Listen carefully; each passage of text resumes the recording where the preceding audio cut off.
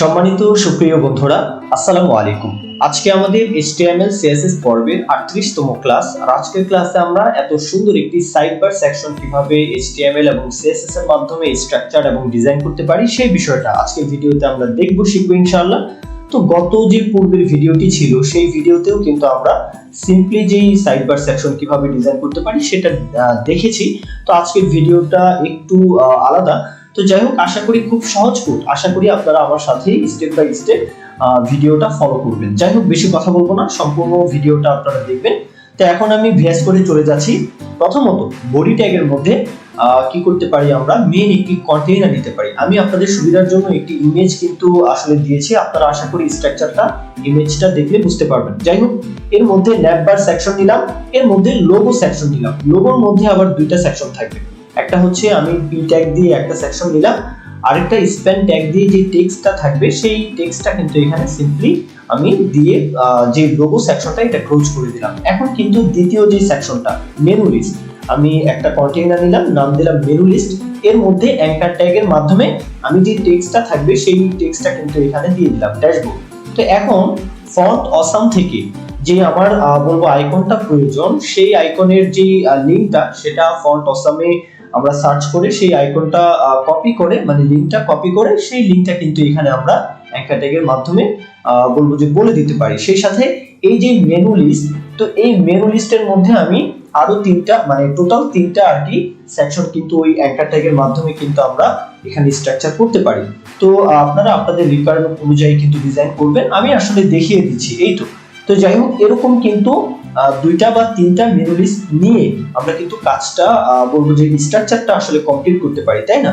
তো ভিডিওর স্পিডটা একটু বাড়িয়ে দেওয়া, তো আশা করব আপনাদের বুঝতে অসুবিধা হবে না, কেননা এখানে একটা মেনু লিস্ট আমরা যেভাবে নিলাম আর কি, তো পরবর্তী যে মেনু লিস্টটা থাকবে সেটা কিন্তু এভাবেই কিন্তু আমরা একই ভাবে আর কি আমরা ডিজাইন করব। জাস্ট আমরা টেক্সটটা পরিবর্তন করে দিচ্ছি এবং যে আইকনটা সেই আইকনটা কিন্তু পরিবর্তন করে দিচ্ছি। এখন আমাদের সিএসএস এর কাজ। তো সিএসএস এর কাজ করতে গেলে প্রথমত আমরা বডি ট্যাগকে ধরবো, মানে বডিকে ধরবো আর কি। ব্যাকগ্রাউন্ড কালারটা আমি চেঞ্জ করে দিলাম। তো এখন আমরা যে মেইন কন্টেইনার নিয়েছি, এই মেইন কন্টেইনারের প্রথমত উইডথটা আমি 290 পিক্সেল দিয়ে রাখলাম। তবে এটাতে কিন্তু 290 পিক্সেল আমি রাখবো না, জাস্ট 90 পিক্সেল রাখবো। তবে আমি দিলাম হাইট 100 ভিউ হাইট, সেই সাথে এটার ব্যাকগ্রাউন্ড কালারটা চেঞ্জ করে দিলাম, দেখতেই পাচ্ছেন। আর ট্রানজিশন দিয়ে দিলাম, যেহেতু মেইন কন্টেইনারের উপর যখন হোভার করা হবে তখন কিন্তু 200 বা 290 অথবা 250 পিক্সেল কিন্তু তখন হবে। যাই হোক, ন্যাভবারকে ধরলাম, এটার প্যাডিং দিয়ে দিলাম 1 আরইএম, সেই সাথে পজিশন রিলেটিভ হাইট দিয়ে দিলাম। আর এখন কিন্তু আমাদের লোগোর কাজ। লোগো সেকশনকে আমরা ধরতে পারি, প্রথমত এক এক করে আমরা আসলে ডিজাইনটা করব, তাই না? তো লোগোকে ধরে, মানে ফুল যে লোগো সেকশনটা, এটার হাইট বলে দিলাম 80 পিক্সেল, ডিসপ্লে ফ্লিক্স দুইটা যেন একই সারিতে চলে আসে, অ্যালাইন আইটেম সেন্টার, গ্যাপ বলে দিলাম 5 পিক্সেল, ফন্ট সাইজটা একটু বাড়িয়ে দিলাম 1.2 আরইএম, প্যাডিং দিলাম 0.5 আরইএম, ব্যাকগ্রাউন্ড কালারটা দিলাম, তো দেখতে পাচ্ছেন। তো এখন বর্ডার রেডিয়াস 10 পিক্সেল দিয়ে দিলাম। ওভারফ্লো যদি থাকো তাহলে হিডেন থাকো। বক্স শ্যাডোটা ব্যবহার করলে দেখতে কিন্তু একটু সুন্দর লাগবে, দেখতে পাচ্ছেন। তো এখন কিন্তু আমরা এই যে লোগো সেকশনের মধ্যে পি ট্যাগ রয়েছে, তাই না?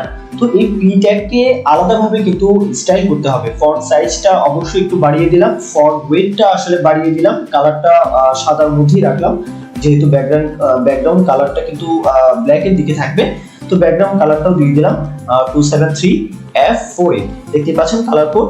আর প্যাডিং দিলাম 20 পিক্সেল প্যাডিং দিলাম, বলবো যে এটার চারদিক থেকে প্যাডিংটা দিলাম। মার্জিন লেফট থেকে -4 পিক্সেল মার্জিন দিলাম। Height 50 pixel, width 50 pixel, border radius বৃত্তে শেপ দেওয়ার জন্য 50%, ডিসপ্লে ফ্লিক্স এখন মাঝখানে আনার জন্য align item centre, justify content centre এবং কার্সর পয়েন্টার দিয়ে আমরা কিন্তু লোগোর মধ্যে যে পি ট্যাগটা, এটাকে কিন্তু সুন্দরভাবে আমরা ডিজাইন করতে পেরেছি। এখন আমরা স্প্যান ট্যাগকে ধরব, যে লোগোর মধ্যে যে স্প্যান ট্যাগটা দেখতে পাচ্ছেন, তো এটাকে আমরা প্যাডিং লেফট থেকে 5 পিক্সেল দিলাম। Text transform upper case, font wait একটু বোল্ডের দিকে রাখলাম আর কি। কালারটা দেখতে পাচ্ছেন, কালারটা চেঞ্জ করে দিলাম। তো আমাদের কিন্তু বলবো যে লোগো সেকশনের কাজ কিন্তু শেষ। এখন আমরা একটা মেনু সেকশনকে কাজ করলে প্রত্যেকটা মেনু সেকশনের জন্য কিন্তু অ্যাপ্লাই হয়ে যাবে। সুতরাং মেনু যে সেকশনটা, মানে মেনু লিস্ট, তো এটাকে ধরে মার্জিন টপ 1 আরইএম, মানে টপ থেকে প্রত্যেকটা মেনু লিস্টে 1 আরইএম মার্জিন থাকবে। ডিসপ্লে ফ্লিক্স ডাইরেকশন আবার বলে দিলাম কলাম, আর সেই সাথে ব্যাকগ্রাউন্ড কালারটা যে লোগো সেকশনের কালারের মতোই রাখলাম, বর্ডার রেডিয়াস 10 পিক্সেল দেখতে পাচ্ছেন, আর সেই সাথে বক্স শ্যাডো কিন্তু দিয়ে দিলাম। এখন মেনু লিস্টের মধ্যে অ্যাঙ্কার ট্যাগ রয়েছে, তাই না? তো ডিসপ্লে ফ্লিক্স ব্যবহার করলাম যাতে একই সারিতে চলে আসে, সেই সাথে অ্যালাইন আইটেম সেন্টার প্যাডিং দিয়ে দিলাম 6 আর মানে 0.6 আরইএম আর কি, কালারটা চেঞ্জ করে দিলাম এবং ফন্ট ওয়েট একটু বোল্টের দিকে রাখলাম। দেখতে পাচ্ছেন ওভারফ্লো হিডেন ব্যবহার করলাম, তখন কিন্তু এই জন্যই কিন্তু ওভারফ্লো হিডেনটা ব্যবহার করলাম যাতে যখন মেইন কন্টেইনারের বলবো যে উইডটা যখন কমিয়ে দিব তখন যেন এটা ওভারফ্লো না দেখা যায়, এই জন্যই কিন্তু আমরা ওভারফ্লো হিডেন রাখলাম। যাই হোক, এখন আমরা মেনু লিস্টের মধ্যে যে আইকন, এটার ফন্ট সাইজটা বাড়িয়ে দিলাম, দেখতে পাচ্ছেন কালারটা চেঞ্জ করে দিলাম, আর সেই সাথে মার্জিন দিলাম টপ থেকে 0, রাইট থেকে 1.8 আরইএম, বটম থেকে 0 এবং বলবো যে লেফট থেকে 0.5 আরইএম। যাই হোক, এখন আমরা মেনু লিস্টের মধ্যে যে অ্যাঙ্কার ট্যাগ রয়েছে একে হোভার করলে কি চাচ্ছি এটাকে আমরা ডিজাইন করলাম।